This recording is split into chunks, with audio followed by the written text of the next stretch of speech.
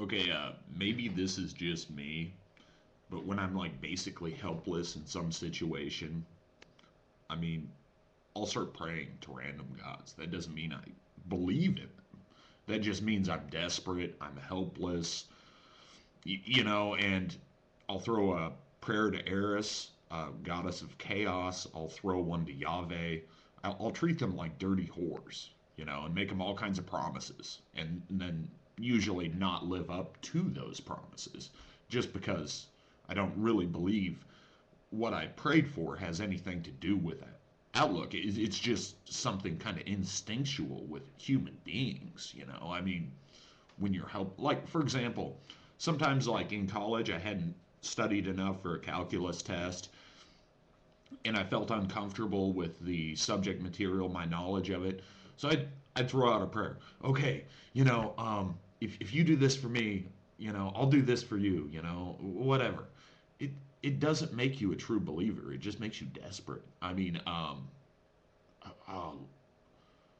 like I asked this chick out for coffee, but before I did that, I was like planning out in my mind. I was like, I won't be so critical of religion if she says yes or something. Just being stupid. I mean, it's like knocking on wood.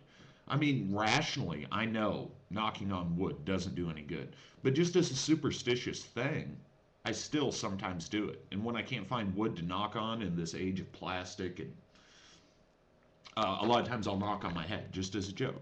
I mean, just because you pray once, that doesn't mean God had anything to do with it. I mean, if the outcome is good, great. But okay. For example, um, like with this plane crash, everybody's saying God did it. Well, like Coctopus was saying in the other response video, well, why didn't God keep the flock of birds out of the jet's way in the first place?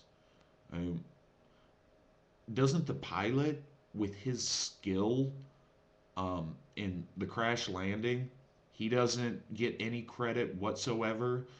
Okay, it's like when somebody's undergoing surgery at work or somebody's family member is they'll always send out an email telling everybody what's going on, even though it's not really our business. But everybody goes, "Oh, I'll pray for you," like they're helping. And I always go, "Well, I hope he gets a good surgeon, a really good surgeon," because to me, it's always people doing things, and when there's complications, they always blame the surgeon. They don't blame God. They don't say, well, God struck him down. It was his time to go. Well, maybe they might say that. But, if there's a staph infection resulting from the surgery, you can bet there's going to be a lawsuit or malpractice charged against the surgeons.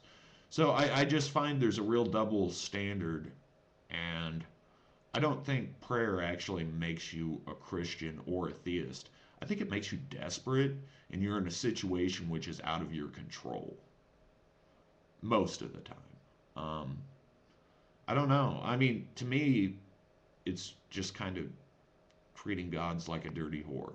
You don't really have to believe in them to be desperate and throw out a prayer when you're in a situation where you have no control. And that's what those people on that plane, they had no control. It was out of their hands. Um, if some of them were atheists, they wanted to live, they threw out a desperate last measure prayer.